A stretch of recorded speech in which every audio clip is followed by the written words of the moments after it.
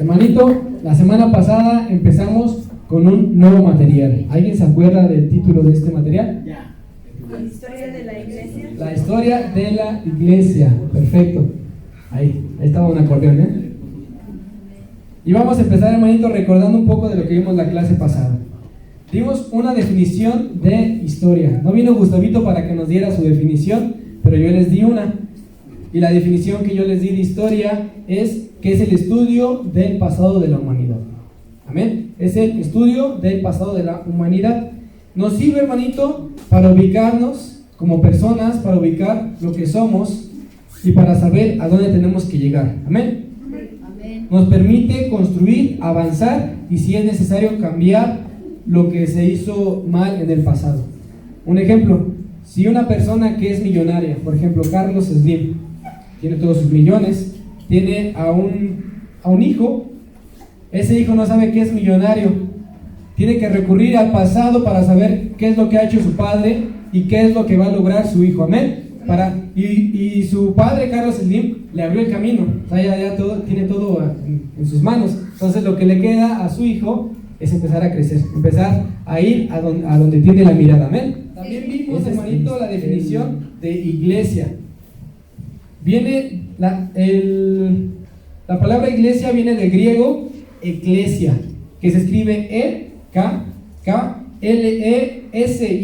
eclesia, y quiere decir asamblea. Esa es una definición del griego. Vamos a Hechos, capítulo 19, 32, para recordar este término. Gritaban una cosa y otros otra, porque la concurrencia estaba confusa y los más no sabían por qué se habían reunido. Aquí recordemos que en estos versículos estaban reunidos para exponer a Pablo, para burlarse de él y ponerse de acuerdo contra él. Ese es el término que vimos de eclesia del griego. El siguiente definición la vimos del hebreo y es la palabra cajal. Del hebreo es cajal, que quiere decir convocados por Dios. Vamos a ir a Salmos 22 para ver la diferencia de estas dos definiciones. Salmos 22, versículo 22. ¿Ya lo tenemos? Sí. Me gustaría que alguien le diera lectura. Anunciaré tu nombre a mis hermanos, en medio de la congregación te alabaré. Amén. Esa es la palabra cajal. Y aquí podemos ver la diferencia entre la iglesia católica y la iglesia cristiana. Básicamente, la palabra del griego eclesia se refiere a la iglesia católica. ¿Qué es lo que hacen los católicos? O la iglesia romana se reúnen con fines políticos, con fines financieros. Nos decía nuestro hermano Josué que la iglesia romana hasta invierte en la bolsa. Es con fines con otros fines que no lo que hacemos nosotros. El hebreo cajal lo acabamos de ver aquí en Salmos. ¿Me lo podría repetir? Salmos 22, 22. Anunciaré tu nombre a mis hermanos, en medio de la congregación te alabaré. Eso es lo que hacemos. Nosotros somos convocados por Dios para alabar su nombre, para anunciar sus maravillas. Amén. Esa es la diferencia. Así que vamos a jugar otra vez la papa caliente. Así que empieza a aventarla. La papa caliente estaba en el sartén, tenía mucho aceite. ¿Quién se quemó? Una, dos, tres. Perfecto. ¿Te acuerdas del significado de iglesia? ¿Alguno de los dos, de cajal o de eclesia? No. ¿No? Se la pasa a Josuecito, a ver. Asamblea. ¿Cuál es esa? ¿Eclesia o cajal? Iglesia. Eclesia es asamblea. Y recuerden que cajal es convocados por Dios. También lo dijo nuestra hermana Nayi. Un fuerte aplauso para aquí, hermanita Josuecito. Perfecto. Esta dinámica es para que aprendamos, hermanos, de una manera más fácil y sencilla. Vimos 6 puntos, de los cuales el primero era ¿por qué estudiar la historia de la iglesia es un testimonio de fidelidad, protección y milagros? Y lo que veíamos es que lo podemos ver en varios ámbitos, hermanito. Podemos ver que Dios nos guarda en la salud, en lo financiero, en la casa, en nuestra familia y todo eso.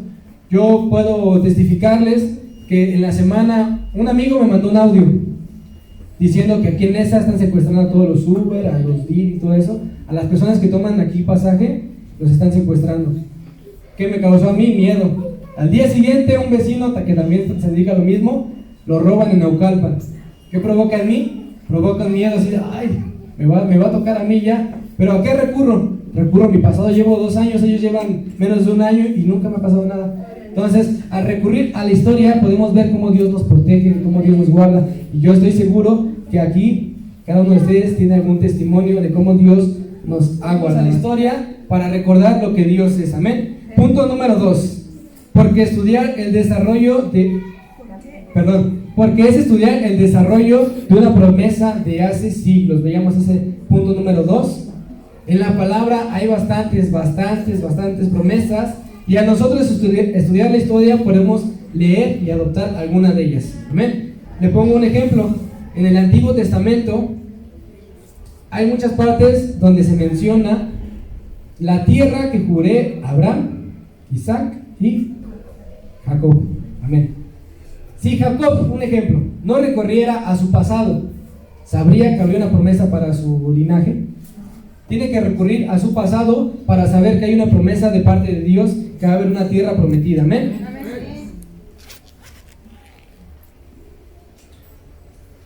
Así nosotros, hermanitos, si recurrimos a la historia de la palabra, recordamos que Él prometió sanarnos. Solo hay que tener fe y confiar. Y si usted quiere saber más promesas de Dios, le invitamos a que siga la página, ahí se suba promesas, una cada semana. Puede recordar a usted cuántas promesas tiene Dios para su vida y puede adoptar una. Tal vez esta semana le fue mal en el trabajo y recuerda una promesa de Dios en la página. Amén. Número 3. Porque la iglesia es el resultado de años del sostenimiento de una esperanza. Ese es el punto número 3 que vimos la semana pasada.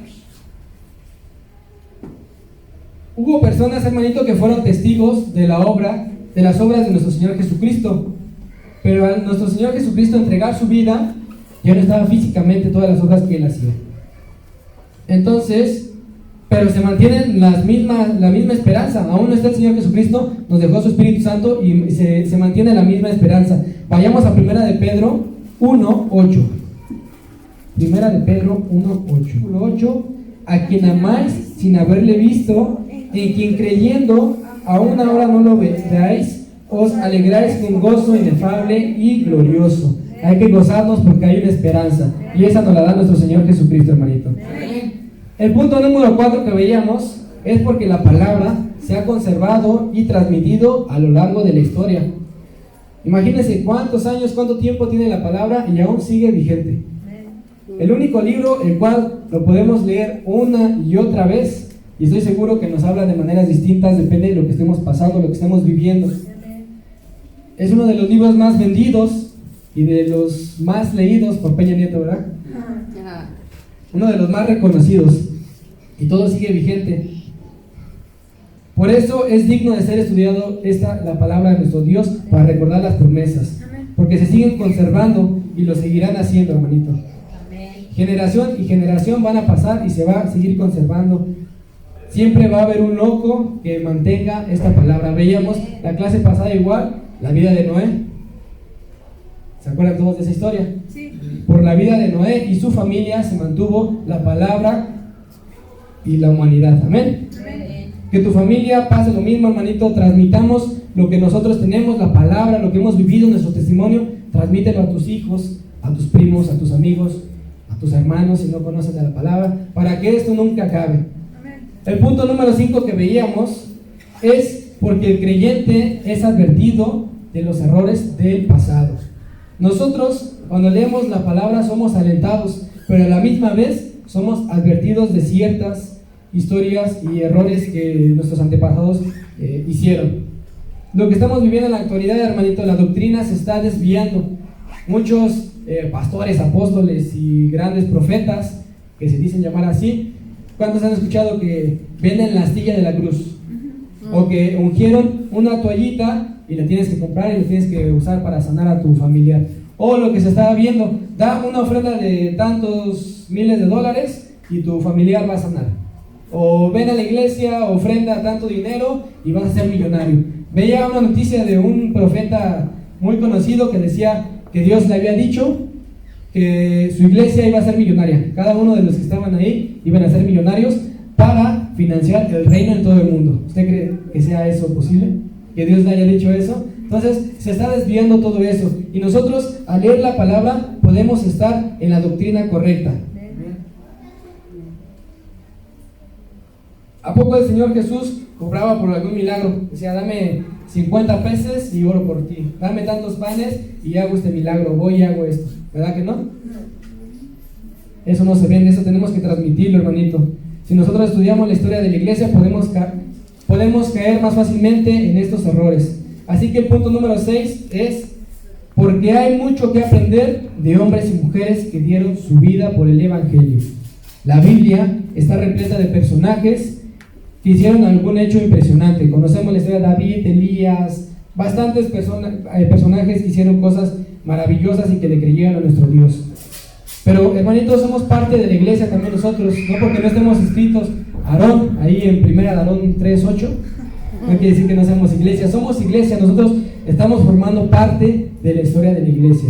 ¿Y qué te quiero decir con esto? Que seas de inspiración para la siguiente generación, que seas de inspiración para los hermanos que están en este lugar, que cuando te vean digan, ay, yo quiero ser como él, yo quiero trabajar como él, quiero llegar más lejos. Y nosotros tenemos que ser un escalón, como le decía, no tenemos que ser tropiezo, tenemos que dejarles el camino abierto para que los que vengan lleguen más arriba. Yo les pongo un ejemplo. Nosotros ya no tenemos que subir tabiques, ya no tenemos que construir, ya está la iglesia construida. ¿Qué nos toca? Salir, predicar. Tal vez no directamente vamos a ir a China a predicar, pero podemos salir a las colonias, a las delegaciones. ¿Y qué va a pasar después? Nosotros vamos a dejar tal vez ahí nuestra semilla y van a venir las siguientes generaciones para que salgan a las naciones. Así que gózate, hermano, y dale un fuerte aplauso a tu Dios. Bien, hermano, esta ya es la primera lección. La de hace 15 días fue la introducción. Y esta primera lección lleva por título, tiene por nombre sus inicios. ¿Sus inicios de qué? De la iglesia. Ya sentamos entonces, hermanos, hace 15 días las bases de este nuevo estudio, con el significado, con el propósito, con el alcance. Todo eso ya lo vimos, así que a partir de aquí, hasta que Dios así lo destine, vamos a entrar de lleno en el tema. La iglesia de Cristo, hermanos, tiene un inicio muy claro en tres ramas, en tres partes. En lo espiritual, tiene un inicio muy claro en lo físico y tiene un inicio muy claro en lo histórico. Y esas tres ramas, esas tres vertientes vienen mencionadas en la palabra de Dios, ¿sí? La iglesia, la historia de la iglesia, el inicio de la iglesia, hermano, es un plan, recuerde usted, que Dios formó desde la eternidad. ¿Para qué? Para que se le diera gloria y alabanza. Recuerde usted la indicación que Dios le estaba dando al faraón a través de Moisés, diciendo, deja salir a mi pueblo, deja ir a mi pueblo para que estos me hagan una fiesta. Es lo mismo, Dios diseñó en el cielo, en la eternidad, que iba a tener una iglesia para que le alabaran su nombre, ¿sí?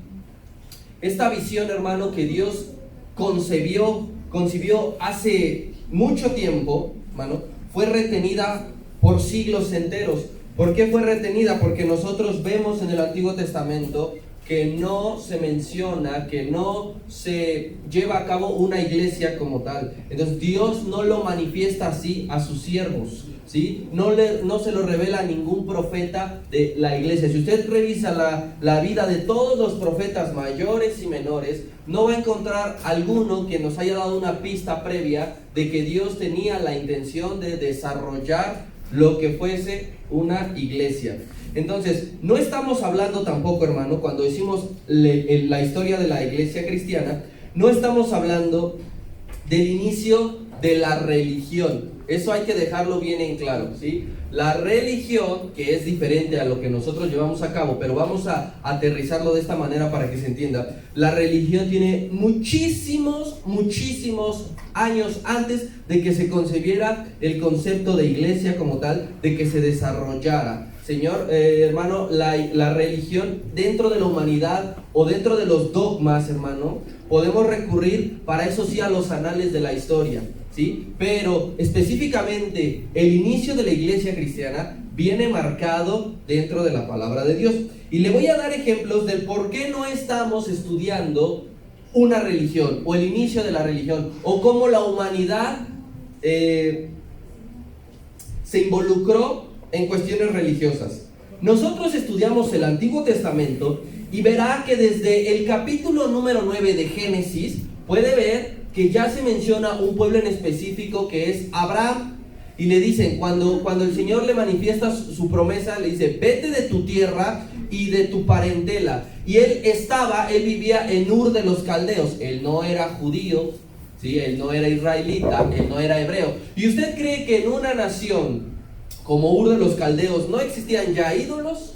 ¿No ya se le rendía culto, ofrenda a estatuas, a figurillas de madera, de bronce, de plata? Entonces nosotros vemos desde Génesis 9, podemos entender que los hombres ya habían creado religiosidad, pero no está ahí fundado el concepto de iglesia. Usted ve entonces también a partir de Génesis capítulo 10 que ya menciona por primera vez a Egipto.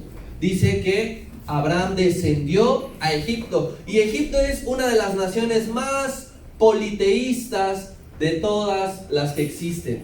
De todas las antiguas grandes civilizaciones, Egipto tiene, hasta el gato lo adoran, ¿no? Hasta lo tienen como un dios. Imagínense entonces, ahí estamos viendo que ya desde el Antiguo Testamento, desde el inicio de la historia bíblica, podemos ver que ya hay una religiosidad, que ya hay dogmas, pero no se ve la iglesia, ¿sí? Eso es importante aclararlo. Y en Éxodo, hermano, ¿por qué cree usted que cuando Dios le está dando a Moisés la ley, le dice, no tendrás dioses ajenos delante de mí? Porque ya existían entonces dioses, Dios del sol, Dios de la luna, Dios de la lluvia, y etcétera, ¿sí? Por eso Dios le está aclarando al pueblo. Ustedes han visto, estuvieron en Egipto, convivieron con ellos, vieron su religiosidad, y yo les voy a pedir que a partir de ahora, a partir de este momento, yo seré su único Dios. Cuando ustedes se reúnan, cuando ustedes estén juntos, yo seré el único Dios alabado, ¿sí? Entonces, no estudiamos el inicio de la religión, estudiamos el inicio de la iglesia. Y entonces, hermano, nosotros vamos a tomar dos momentos que vienen dentro de la palabra de Dios que sí van a marcar el inicio de la iglesia, de la religión cristiana, de la creencia cristiana, del dogma cristiano, de la fe cristiana, hermano. Primeramente, el primer momento será en lo espiritual. El primer momento debe ser en lo espiritual. Y pasa en nuestra vida cotidiana, ¿sí? Usted cuando tiene cierta edad adolescente y ya es consciente de que va a estudiar, a pesar de que todavía no tenga la edad para ingresar a la universidad, usted ya sabe previamente qué quiere estudiar, qué quiere ser. Lo tiene como un objetivo hasta que llega el punto. Usted como creyente le mete fe, ¿verdad? Yo creo que mis hijos van a ser profesionistas. Y todavía no llega el tiempo, digamos, mi hija tiene 5 años y yo sé en fe que ella va a terminar una carrera universitaria. Lo mismo pasó en la concepción de la iglesia. Nuestro Señor Jesucristo fue el primero que manifestó en lo espiritual que iba a haber una iglesia, pero no marcó él el inicio de la iglesia. Él sembró en fe la palabra, él dejó la semilla, él dejó la esperanza, él dejó la promesa, y llegaron otros y sí marcaron el inicio. Pero entonces en lo espiritual, hermano, por primera vez es anunciada, por primera vez la promesa es compartida, por primera vez la idea es expuesta, no de una manera pública, sino en un grupo reducido. A 11 personas les fue revelado el plan de Dios que trasladó del cielo a la vida del Señor Jesús, y el Señor Jesús a 11 personas aparte les dijo: muchachos, la idea será esta. Mateo capítulo 16, versículo 18.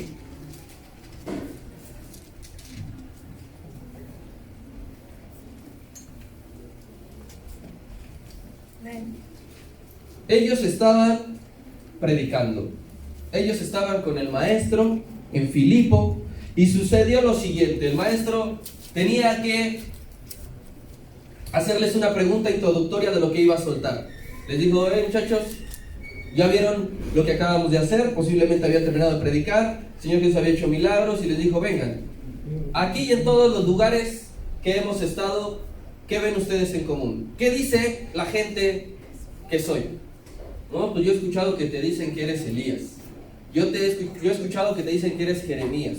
Yo he escuchado que dicen que eres Juan el Bautista. Yo he escuchado que dicen que eres alguno de los profetas.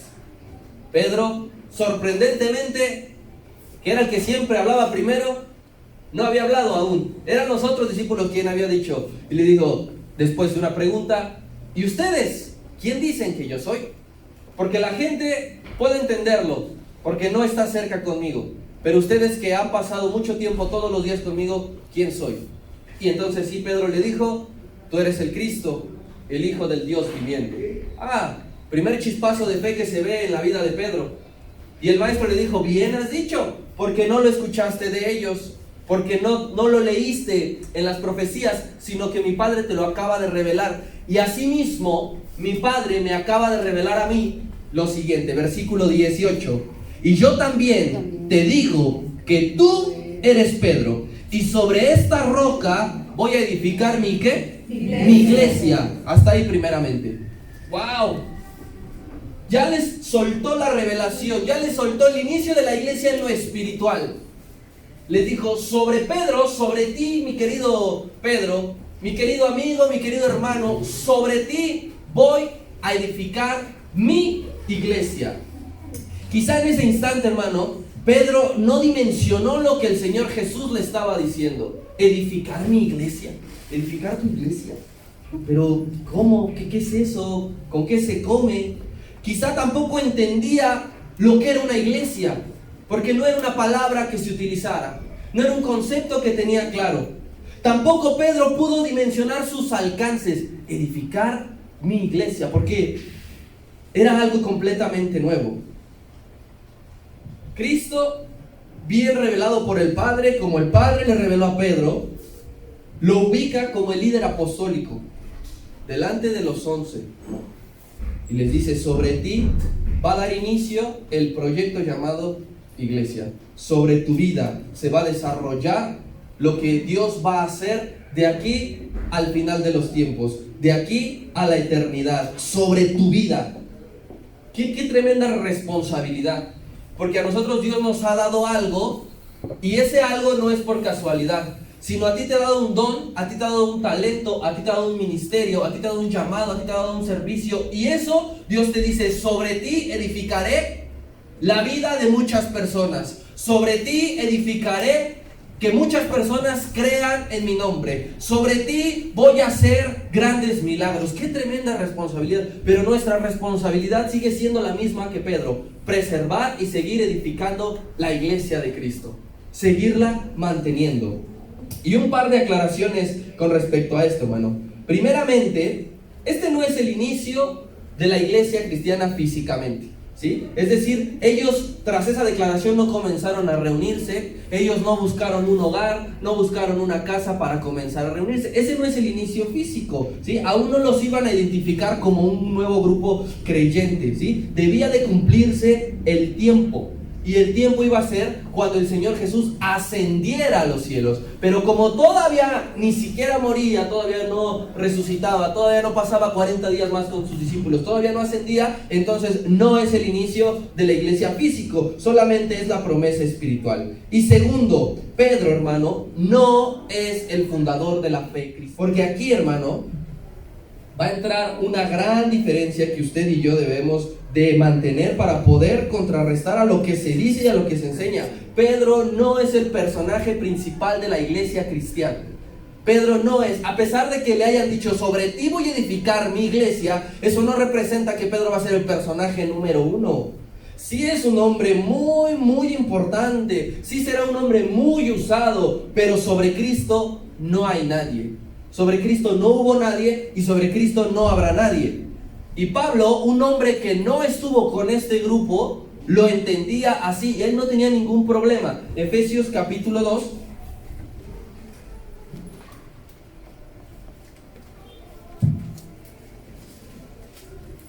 Versículo 20.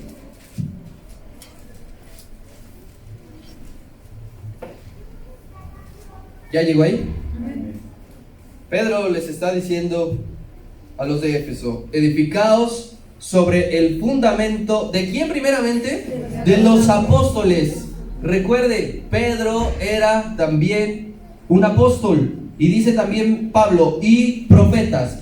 Pero la principal piedra de esa iglesia, la principal piedra que va a construir el edificio, el ángulo, ¿será quién? Jesucristo mismo. Jesucristo mismo. Y yo le digo esto, hermano, porque vamos a encontrar aquí la primera gran diferencia entre la manera de creer y de entender la fe entre nosotros y los católicos. Esta es la primera gran diferencia, la que encontramos aquí, lo que acabamos de leer en Mateo 16, 18. Porque ellos ponen a Pedro encima de Jesús. Ellos lo conciben así. Un católico, usted escuchará que casi no menciona el nombre de Jesucristo, ¿sí? Menciona más a María, menciona quién sabe cuántos santos, menciona incluso a Pedro antes que al Señor Jesús, ¿sí? Lo reconocen ellos como el fundador de la iglesia. Lo llaman el primer papa. Y hasta ahorita de lo que hemos visto, ¿dónde dice eso? ¿Dónde está establecido eso? ¿Dónde comenta el Señor Jesús? Y tú vas a ser reconocido como el primer papa, y de ahí hasta que te mueras, y vendrá el siguiente por elección, y saldrá humo blanco y dirá: vemos papa a la gente. ¿Y qué es un papa? Usted lo sabe. Un papa es el máximo representante de la iglesia católica, ¿sí? Y según el dogma católico, según las verdades católicas que ellos entienden, vean lo que representa el papa, perdón. Diapositiva 2, Aaroncito, por favor.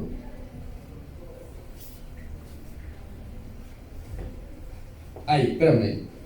Usted va a encontrar que en ese libro, alguien que sepa inglés y que nos lo pueda traducir, por favor. Fundamentos del dogma católico. Fundamentos del dogma católico, ¿sí? Eso es un libro en el cual está estipulado la ley, las políticas del catolicismo. Es un libro que todas las iglesias católicas tienen, que quien quiera ser cardenal, sacerdote, monaguillo, tiene que leérselo, tiene que tenerlo bien en claro. Y en ese libro van a venir dos dogmas, dos verdades que los católicos dicen sobre el Papa, ¿sí? Ese libro se compone de 4 dogmas, de 44 dogmas, de 44 verdades, y están divididos en 8 grupos. Cada grupo está destinado para la iglesia, para Dios, para el Papa, etc. Así que nosotros nos vamos a quedar en los 2 dogmas que vienen específicamente para el Papa. La siguiente, Aaroncito, por favor. ¿Alcanza usted a leer o yo se lo leo? ¿Sí se alcanza a leer? Bien, de todas maneras yo se lo voy a leer. Quiero que escuche lo que ellos dicen. Es el dogma número 20 y dice así: el Papa posee el pleno y supremo poder de jurisdicción sobre toda la iglesia, no solamente en cosas de fe y costumbres, sino también en la disciplina y gobierno de la iglesia. Conforme a esta declaración, el poder del Papa es de jurisdicción universal, supremo, pleno, ordinario, episcopal e inmediato. Primer dogma. ¿Qué es lo que nos está diciendo aquí? Básicamente que el Papa puede hacer lo que se le pegue la gana en todo el mundo de la iglesia católica, y que los católicos tienen que obedecer lo que dice el Papa. En ningún momento dice conforme a Dios nos enseñó, conforme a Jesucristo aclaró, conforme está escrito en las Escrituras. Lo que está diciendo es que el Papa puede decir cualquier barbaridad y los católicos dicen amén. Dogma número 2, refiriéndose al Papa, que es el 21 de Fundamentos Católicos. Dice: el Papa es inefable siempre que se pronuncia ex cátedra. Ahorita les digo que es ex cátedra. Para comprender este dogma, conviene tener presente que, sujeto de la infalibilidad papal, es todo papa legítimo en su cualidad de sucesor de ¿quién dice? De Pedro. Yo en los dos dogmas que vienen ahí no he leído ni la palabra Dios ni Jesucristo, pero ya aparece Pedro. Y en otras personas u organismos a quienes el Papa confiere parte de su autoridad magisterial, el objeto de la infalibilidad son las verdades de fe y costumbres reveladas o en íntima conexión con la revelación ¿qué? Divina. Eso dice el libro en el cual los católicos se basan más que en la Biblia. Porque usted le dice a un católico, oye, pero la Biblia claramente dice, no tendrás dioses ajenos delante de mí. Y no te saben qué decir. Ah, pero te saca el dogma número tal, dice que. En resumen, estos dos, hermano, dicta que el Papa es la cabeza de la iglesia. Que tiene un poder inapelable sobre la iglesia católica y que es el único que puede interpretar las escrituras. Es lo que nos está diciendo, que es el que tiene la conexión divina, ¿sí? Lo que está diciendo es que cualquier otro que lea las escrituras, Dios no te puede hablar. A mí Dios me habla y yo te lo comparto. Y eso quedó cancelado cuando el Señor Jesús entregó su vida y rasgó el velo, para que tú y yo podamos leer las escrituras, entenderlas y Él nos hable también a nosotros. No necesitamos de un intermediario hombre, necesitamos de Jesucristo, ¿sí? Pero ahí no dice nada sobre esto. Primera de Corintios 3, 11. Porque nadie puede poner otro fundamento que el que está puesto, el cual es ¿quién? Jesucristo, no el cual es el Papa, no el cual es Pedro. Nadie puede poner otro fundamento que no sea Jesucristo. Pero ellos entendieron mal esto, porque Jesucristo le dijo, sí, sobre ti voy a desarrollar el proyecto llamado iglesia, pero no quiere decir que tú vas a ser el fundador de la iglesia, ni que serás el reconocido de la iglesia, ni el que será recordado como el inicio de la iglesia. Y esos cabezas duras lo ponen por encima. Vea la primera diferencia. Bajo estos fundamentos y conceptos, hermano, para los católicos el fundador de la iglesia, el sustentador de su fe, no es Cristo, es el Papa, ¿sí? Por eso cuando nos quieran meter a la misma bolsa, como recuerda usted el mapa inicial que yo le traje que dice 33.3% de cristianos, cuando nos quieran meter ahí en esa bolsa, hermano, tenemos que saltar de coraje y dejar bien en claro que esto nos diferencia, ¿sí? Que esto nos deja bien en claro. Oye, cálmate, ni siquiera, te aseguro que ni siquiera conoces la historia de la iglesia como para que vengas a decir que el Papa y que la persinada y que no sé qué. Entonces, hermano, esto que yo a usted le acabo de decir derriba el argumento de que nosotros salimos de los católicos.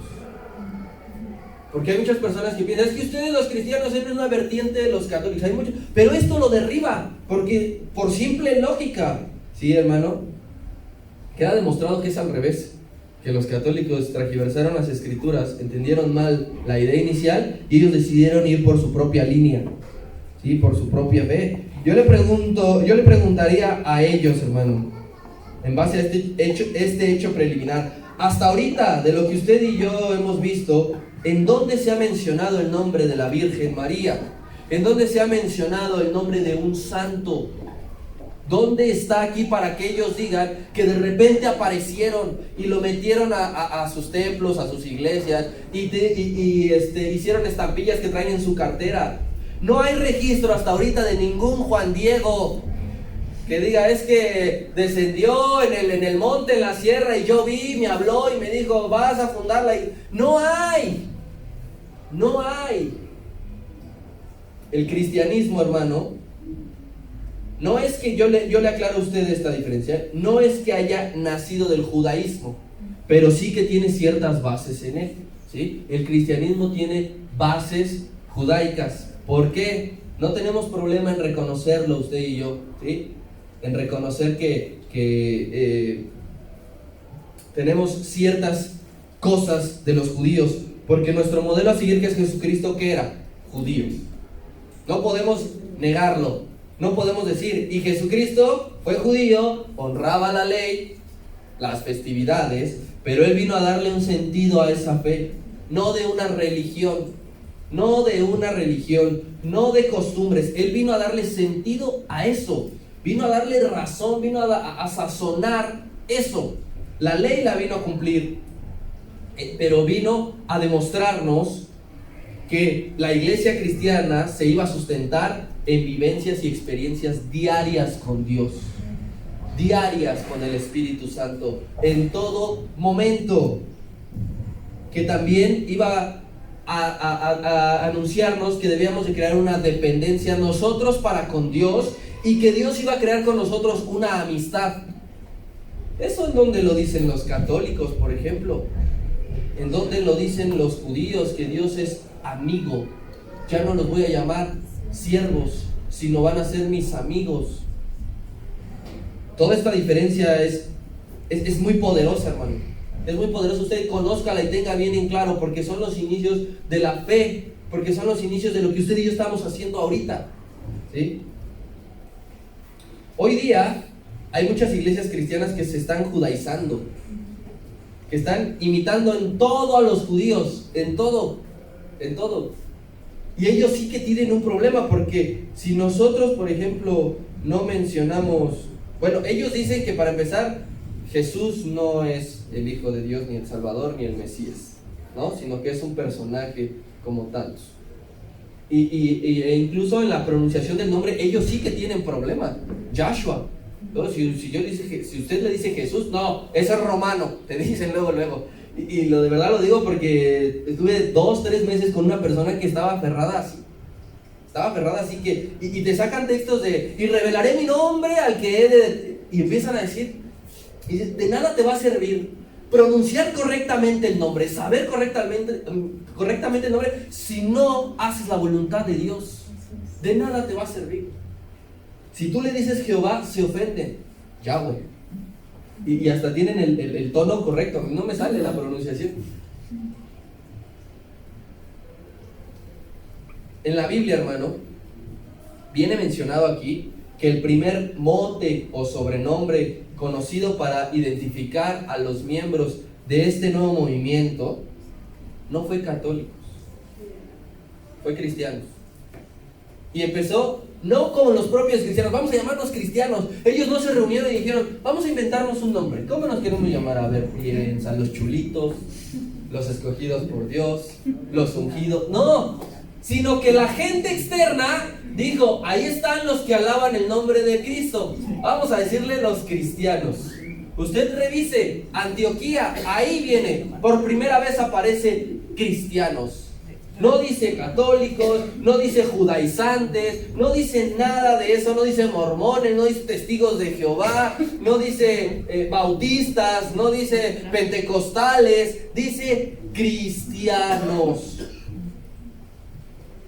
Entonces, hasta ahorita todo esto que yo le he mencionado, ese es el primer momento del inicio de la iglesia en lo espiritual. Y el segundo momento ya marcará el inicio de la iglesia, eso sí, en lo físico y en lo histórico. ¿Cuándo? ¿Dónde? Usted vea todos los acontecimientos históricos que han pasado en el mundo, guerras, terremotos, etcétera, tienen un inicio. Empezó tal día, tal hora, en tal lugar. La iglesia tiene exactamente lo mismo. Cuando usted ve, o no sé si ha asistido o ha tenido la bendición de inaugurar, no sé, un negocio, o de ver una inauguración en la televisión, usted ve que hacen una ceremonia, ¿verdad? Normalmente ponen un listón rojo, esperan a que las personas ponen las tijeras y declaramos formalmente inaugurado el negocio de tal. Lo mismo, la inauguración oficial, hermano, data de un precioso acontecimiento. No crea que rodearon el aposento alto de listón rojo. Hubo un acontecimiento que cortó el listón rojo y que ahora sí marca el inicio de la iglesia, hermano. Cuando sucede de forma literal lo siguiente. Hechos capítulo 2.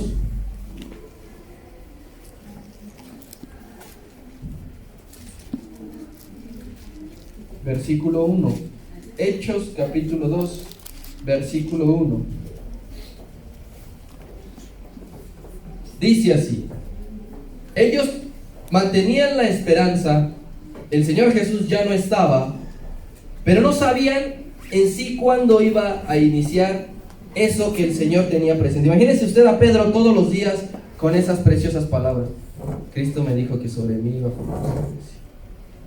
¿Cuándo? ¿Cuándo será? ¿En qué momento? Versículo 1 dice: cuando llegó el día de Pentecostés, estaban todos juntos, unánimes, y de repente vino del cielo un estruendo como de un viento recio que soplaba, el cual llenó toda la casa donde estaban sentados. Y se les aparecieron lenguas repartidas como de fuego, asentándose sobre cada uno de ellos. Y fueron todos llenos del Espíritu Santo y comenzaron a hablar en otras lenguas, según el Espíritu les dase que hablase. La clave está en la primera parte del versículo 4. Y fueron todos llenos del Espíritu Santo. Una iglesia donde no esté el Espíritu Santo no es iglesia de Cristo. Alguien que diga: voy a fundar mi iglesia, voy a poner una iglesia, como hay hermanos que dicen que van a poner su iglesia como si fuera una tiendita. Si no tiene el Espíritu Santo, no es iglesia de Cristo. A partir de aquí, los hermanos que estaban reunidos, al ser llenos del Espíritu Santo, fueron todos embriagados con la misma visión. A partir de aquí, formamos la historia de Cristo.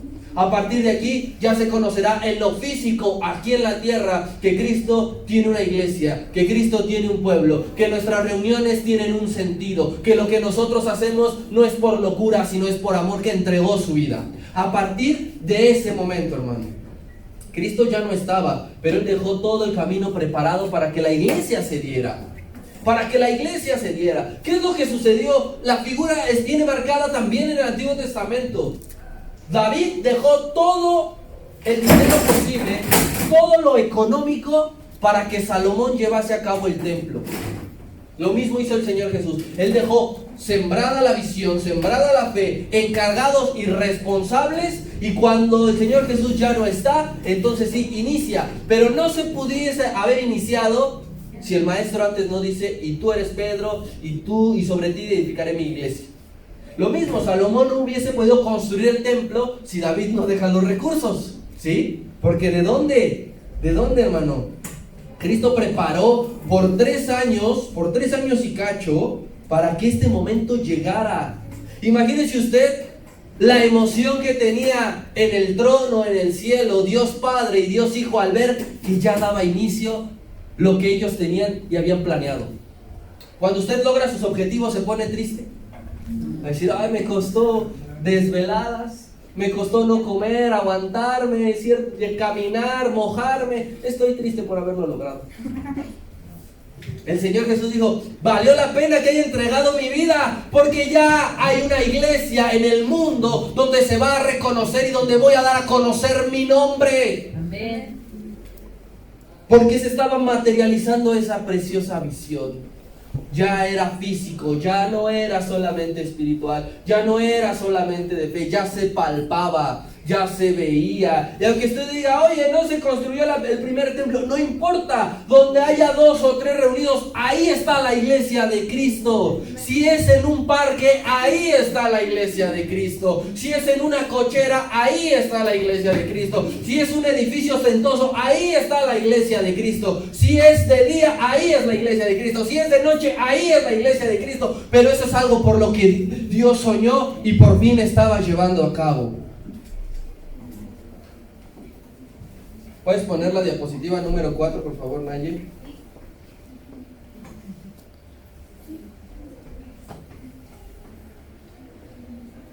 La que sigue.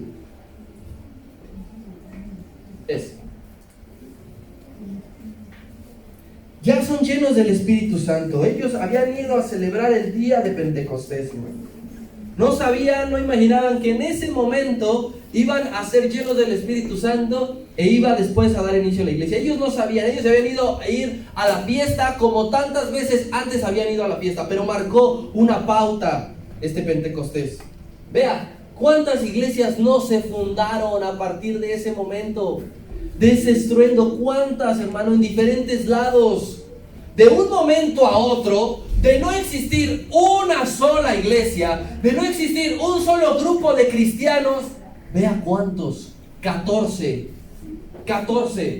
Aquí les fue dado el Espíritu Santo y cada uno tenía que regresar a sus hogares. ¿Y cree que mal utilizaron el Espíritu Santo? Dijeron, no, el Espíritu Santo puso lengua sobre nosotros y nos habló y nos mandó y nos dijo que en nuestros lugares nos empezáramos a reunir.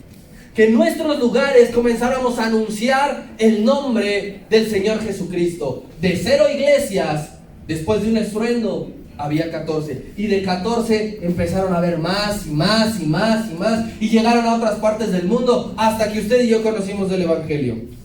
Hasta que usted y yo nos estamos reuniendo. Lo que Dios hace en un de repente, hermano, no tiene ningún igual. No tiene ningún igual. Por eso usted no desprecie ningún día, porque usted no sabe en qué momento Dios le va a hacer vivir un de repente y le va a cambiar el rumbo de su vida para siempre. Para siempre. Ellos habían descendido a Jerusalén sin la más mínima idea, y ya estando ahí lo recibieron el Espíritu Santo y les dijeron, ya tienes el Espíritu de Dios, comienza a hacer la obra. Nosotros nos reunimos aquí, tenemos al Espíritu Santo y no es para malgastarlo, es para utilizarlo. El Espíritu de Dios no se desaprovecha, querido hermano. El Espíritu de Dios se aprovecha, ¿sí? Así que tú recibes la iglesia del Espíritu Santo y sal y anuncia el reino de Dios. Y sal y haz la obra que Dios nos ha dado a todos aquí. Preservar la iglesia, mantener la iglesia, permanecer en la iglesia y ayudar a que la iglesia crezca. A que la iglesia crezca. Ellos no llegaron y dijeron, bueno, ya está todo establecido. Tenían que trabajar, tenían que poner manos a la obra, tenían que predicar, tenían que vender sus propiedades, tenían que ofrendar. ¿Para qué? Para sustentar la obra. Pero Dios estaba con ellos ahí. Y después la palabra de Dios no nos dice, pero yo le aseguro que hubo un éxito espiritual tremendo, tremendo. 14 ciudades de repente. Nosotros nos gozamos porque aquí a la vuelta, por ejemplo, hay una iglesia cristiana. Y varios por donde viven dirán, no, pues yo he visto que hay 2 o 3 iglesias cristianas. Y usted pregúntele a los vecinos que viven más tiempo, oye, antes había, no había. Porque se trata del mismo crecimiento exponencial, ¿sí? Las iglesias tienen que seguir naciendo. Nosotros debemos de soñar que en cada rincón debe de haber una iglesia, que en cada lugar hay una iglesia, porque hay muchas personas que viven alejadas y nos gustaría que se reunieran aquí y que estuviera a reventar aquí, pero también tiene que haber otras iglesias. También se tiene que conocer al Señor Jesucristo en Chalco, en Iztapaluca, en Naucalpan, en Cuautitlán y ustedes esas zonas que nos quedan lejísimos. Ahí debe de haber iglesias. Y usted y yo debemos de orar para que la obra de Dios siga reproduciéndose en iglesias, en grupos pequeños. No importa, muchas iglesias empiezan en casas de paz, en oraciones, en grupos reunidos de 5, de 3, de 2, y Dios va respaldando eso, hermano. Ocupe usted su vida. ¿Quiénes integraron las iglesias? ¿Qué características tenían sus miembros, hermano? Hombres y mujeres, primeramente, que se creyeron el llamado. Se creyeron el llamado que Dios les había dado. ¿Pero qué es esto?, se preguntaban los demás. Y también hombres y mujeres que estuvieron dispuestos a jugársela. Porque iniciar algo no es fácil. Y menos algo que tiene que ver con Dios. Y en este tiempo va a ser todavía más difícil. La ley te busca por todos lados. Los vecinos, cuando denuncian que hay una iglesia, le empiezan a sacar que, oye, ¿dónde está tu permiso? ¿Dónde está esto? ¿Dónde está lo otro? Y de ahí se va. No es fácil. Hombres y mujeres, creyéndose el llamado, tuvieron que ir a jugarse también la vida. Hechos capítulo 2, versículo 41. Vean. Ellos, esto que vamos a leer, estos 2 versículos que vamos a leer, 41 y 42, sucedió en las 14 ciudades donde el Espíritu Santo se manifestó. Y dice, fueron a predicar. Así que los que recibieron su palabra, la predicación, inmediatamente fueron ¿qué? Bautizados. Y se añadieron aquel día como 3,000 personas. Primeramente hasta ahí. De no haber más que un grupo de 12 en una predicación, 3,000 personas. De no haber ninguna iglesia, 14. De donde no hay nada, Dios puede hacer todo. De donde no existe razón alguna, Dios puede hacer algo tremendo. Versículo 42. Y dice cómo eran esas personas. Perseveraban en la doctrina ¿de quién? De los apóstoles. ¿Y quién había sido el maestro de los apóstoles? Jesucristo. Entonces perseveraban en la doctrina de Jesucristo, en la comunión unos con otros, en el partimiento del pan y oraban. Esto ya lo hacían del diario. Cuando regresaban a sus casas, esto lo hacían del diario. No crean que comenzaron los pretextos de no, ya nos vemos hasta la otra semana. No, yo me cansé de ir a Jerusalén, el viaje es muy pesado, así que pues, le toca a otra persona. No, todos los días estaban ahí. Todos los días. Y todos los días dice la palabra que añadía a los que iban a ser salvos. Todos los días. La iglesia, hermano, tiene que seguir predicando y se van a seguir añadiendo los que van a ser salvos. Hace 20 días, literal, desde hace 20 días atrás, fue Pentecostés para los judíos. ¿Sí? Recuerden que son 50 días después de la Pascua. Hace 20 días fue Pentecostés, y desde el Pentecostés que viene aquí en Hechos hasta este Pentecostés que acabamos de pasar y los que vendrán después, hermano, hasta la eternidad, la iglesia ha estado y va a permanecer. Cuando cerramos el libro, hermano, anterior de Apocalipsis, yo le hablé cómo ahí está presente la iglesia, y ese ya es la eternidad. Entonces, desde ese Pentecostés hasta la eternidad, ahí va a estar la iglesia siempre. Cristo lo dijo como parte de la promesa: las puertas del infierno no van a destruir nunca a la verdadera iglesia. Le dijo a Pedro, y el Hades no va a poder con ustedes. El Hades no va a poder con ustedes. Es usted como si, digamos, alguien de aquí, bueno, vamos a poner un ejemplo de otra persona para que no se malentienda. Digamos que un joven muere su papá, pero su papá le deja asegurada la vida económicamente. Ya no se tiene que preocupar el joven más que de seguir haciendo girar su herencia. Lo mismo nosotros, no tenemos que preocupar por fundar la fe. Él ya nos dijo, ahí está, ya te llamé, ya te escogí, y sobre todo, aquí va tu seguro de vida. El diablo no podrá destruirla. El diablo no podrá destruirla. Y usted ve que, ay, es que nos están atacando, nos están diciendo, nos están inventando, nos están poniendo, nos van a poner más trabas. El diablo no va a prevalecer contra la iglesia. No se preocupe, usted siga haciendo la obra, siga haciendo la obra. Si un día llegamos y aquí está clausurado, la iglesia no terminó. ¿Sí? Nos la llevamos a otro lado. Nos la llevamos, que se queden con el edificio si quieren, pero la iglesia seguirá estando aquí. ¿Me ayudan aquí atrás? Si se ha infiltrado, hermano, a la iglesia por medio de divisiones y de corrientes, sí se ha infiltrado el diablo, pero jamás habrá un fin de la iglesia. Usted nunca va a escuchar en las noticias, diga, y por fin terminó la iglesia cristiana. Podemos decir que hubo de tal año a tal año. Cristo nos puso protección y autoridad para resistir y proseguir. Nos puso la autoridad. Mano, para el nuevo orden mundial, lo que está preparando la gran Babilonia, el anticristo, lo que está surgiendo que usted ve, para este nuevo sistema, la iglesia va a representarle un problema. Usted y yo tenemos que ser de problemas para el sistema. Usted y yo como iglesia tenemos que decir, me importa un comino, me importa un bledo que digas que si la iglesia no es tolerante con personas del mismo sexo, va a haber cárcel, va a haber multas. Me importa un bledo.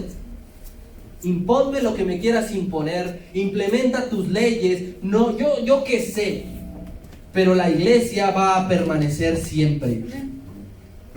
Nosotros tenemos que estorbar los planes del diablo.